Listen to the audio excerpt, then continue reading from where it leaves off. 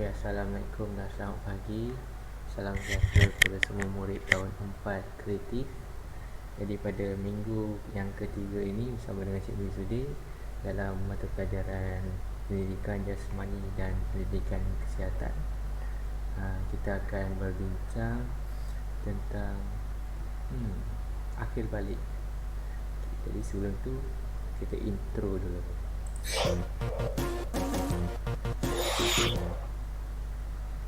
Okey, bagi yang ada buku teks, saya nak kamu buka buku teks pendidikan kesihatan jasmani dan kesihatan muka surat 75. Muka surat 75 ni, okey, unit 11, sayangi diri. Okey, kita akan bincangkan tentang pendidikan kesihatan reproduktif dan sosial, atau kita nama singkatan dia ialah PEERS. Okey, kalau sebelum ni PEERS ni adalah orang kata pendidikan seks. Okey, dalam pendidikan kesihatan tahun 4, 75% adalah melibatkan tentang PEERS. 10% adalah pertolongan cemas, 15% adalah pemakanan. Okey, jadi tujuan kita nak sebut PEERS ni adalah reproduktif ni adalah satu cara manusia membiak dengan mengadakan hubungan seks. Dan sebelum mereka melakukan hubungan seks tu, mereka perlu bersosial dahulu, ataupun dalam Islam kita kena nikah, kita kena kahwin dululah. Tak boleh kita terus suka-suka buat hubungan seks dengan siapa-siapa, tak boleh. Okey, jadi yang ini tujuan PEERS ni adalah untuk kita menjauhi zina. Kita tak boleh suka-suka buat ni, tak boleh suka-suka zina, sebab daripada pendidikan zina ni akan melalui dia bermula daripada rokok, ponting sekolah, rokok, lepas tu dia ambil dadah, lepas tu dia ambil dia mengamalkan seks bebas. Ini adalah permulaan kepada kesengsaraan. Yang terakhir sekali, yang paling bahaya sekali, dia membuat pembunuhan. Kalau bukan bunuh dengan orang yang kita kenal, mungkin akibat daripada pendidikan akibat daripada seks bebas ini, dia akan membunuh bayi yang dia mengandungkan. Okey, jadi tujuan, jangan salah faham, bukannya kita nak ajar benda yang bukan-bukan, tapi sebenarnya ilmu ni sangat penting. Kalau tidak diajar dengan betul, ini mungkin berlaku kepada siapa-siapa yang tidak tahu. Jadi dia akan mudah ditipu oleh orang jahat, oleh orang yang nak ambil kesempatan terhadap orang yang lemah ni lah, yang tahun-tahun 4, tahun 5, tahun 6, budak sekolah rendah. Okey, ini gambar-gambar bayi yang akibat daripada kurang pengetahuan tentang pendidikan seks, pendidikan reproduktif, okey, pergaulan bebas. Ini adalah contoh-contohnya. Okey, ingat, jangan ilmu pendidikan seks ni, bukannya sepatutnya kita Google secara sendiri, tapi dia perlu dibantu dengan orang dewasa yang berniat baik lah. Dia bukannya suka-suka kita dapatkan pendidikan. Kalau kita boleh rujuk dengan dalam buku teks, lagi baguslah. Sebab jangan kita tengok rujukan-rujukan yang tidak tahu dia punya sumber dia. Okey, ni pendidikan PE kesihatan. PE ni reproduktif dan social PEERS. Okey, ataupun nama lain dia, kita panggil pendidikan kesihatan keluarga, pendidikan seksualiti. Lepas tu dia ada timbul istilah seks ni tidak digunakan sama sekali dalam konteks pendidikan kerana ini konteks yang negatif. Ini jangan ambil yang negatif lah, dia sebenarnya bukan yang negatif, dia cuma untuk jelaskan lagi yang ini adalah pendidikan berkaitan dengan seks. Kalau salah kamu tidak tahu, mungkin kemungkinan besar kamu akan terjerumus kepada apa kata,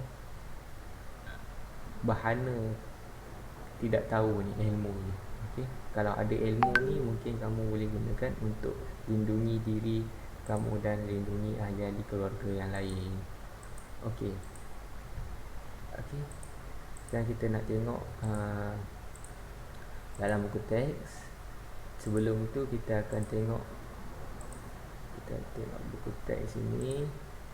Okey. Ada beberapa, dia melibatkan perubahan emosi, perubahan fizikal. Kita sepatutnya lebih menghargai keselamatan. Kita kena dia akan, bila kita dah semakin dewasa, kita dah pergi ke alam remaja ni, kita sepatutnya semakin matang. Okey, semakin matang. Jangan ada yang budak-budak dah matang, dah akhir balik tapi masih lagi berperangai seperti budak-budak, kanak-kanak. Okey. Jadi yang tahun 4 semua tu lelaki dan perempuan. Kalau ada perubahan fizikal, kalau ada perubahan emosi seperti yang cikgu nak terangkan ini, maksudnya kamu sudah melangkah ke alam remaja. Okey, kita tengok lelaki dahulu. Lelaki contohnya Amar dan Maria. Maria bagi perempuan telah masuk ke proses akil balik. Ini adalah proses kematangan anggota seksual dan sistem reproduktif seseorang. Ataupun dalam bahasa lain, ihtilam. Manakala bagi perempuan adalah menarki. Okey, dia dah capai akhir balik, dia ada perubahan fizikal. Perubahan fizikal ni benda yang kita boleh tengok, boleh kita nampak. Okey, contohnya bagi lelaki dia ada perubahan bau badan. Dia ada bau. Dah tak bau dah macam baby yang comel-comel tu, dah tak bau dah. Dia ada bau yang bau peluh, dia bau badan dia. Lepas tu dia ada timbul misai dan bulu dada. Halkum ni yang di bahagian leher ni. Lepas tu dia jelas kelihatan bersuara garau. Maksudnya kalau kamu, itu bukannya sebab ada murid, ada orang yang bila dia rasa macam aku dah nampak lah misai ni tumbuh lah, bulu dada ni kenapa ada bulu ni dada ni, dia kata ini adalah satu penyakit. Bukan. Ni ihtilam ni bukan satu penyakit. Dia adalah satu proses yang nak kata pelajar atau individu tu dah semakin besar. Okey, dada pun membidang, zakar membesar, bulu, tumbuh bulu di ketiak, dan pubis ni adalah di bahagian zakar kamu tu lah. Otot besar, otot tangan dan kaki membesar. Okey. Jadi macam mana kita nak tahu selain daripada perubahan fizikal, ihtilam ni adalah ejakulasi atau pancutan air mani kali pertama ketika tidur, ataupun waktu kita tidur ada bermimpi. Itu adalah proses yang menunjukkan kita telah mencapai ihtilam ataupun akil balik lelaki. Umur sekitar 9 sehingga 16 tahun. Ada yang 9 tahun, ada yang 10 tahun, ada yang 11 tahun. Jarang sangat tahun 1 7 tahun dah ihtilam. Tahun 6 tahun prasekolah dah ihtilam. Okey, sekarang kita nak tengok kepada akhir balik perempuan pula, itu pun menarki. Sama juga berlaku sekitar 9 sehingga 16 tahun. Menarki ni ada perubahan fizikal dia. Sama, dia bukannya satu penyakit. Dia bukannya satu penyakit. Kalau ada timbul jerawat di muka, ini adalah menunjukkan kamu sedang menghadapi proses akil balik. Ada bau badan, bersuara lunak, payudara membesar, punggung melebar, tumbuh bulu di ketiak dan pubis. Alhamdulillah. Excuse me. Okey. Otot tangan dan kaki membesar, ini adalah perubahan fizikal yang menunjukkan akhir balik. Selain daripada tu, perempuan pula ada simptom-simptom haid.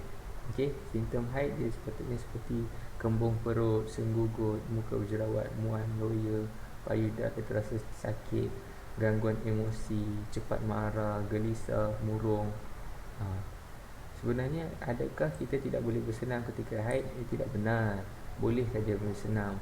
Kita mengurangkan senggugut, tapi janganlah terlampau buat aktif. Janganlah macam pergi rock climbing ke, panjat gunung ke, jangan.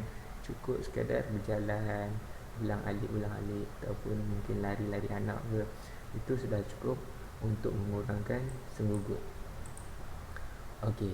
Jadi dua perkara ini kita akan belajar hari ini, iaitu akhir balik lelaki, iaitu ihtilam, dan juga akhir balik perempuan ataupun kita panggil sebagai menaki. Okey, kita tengok video ni. Saya akan masukkan dalam.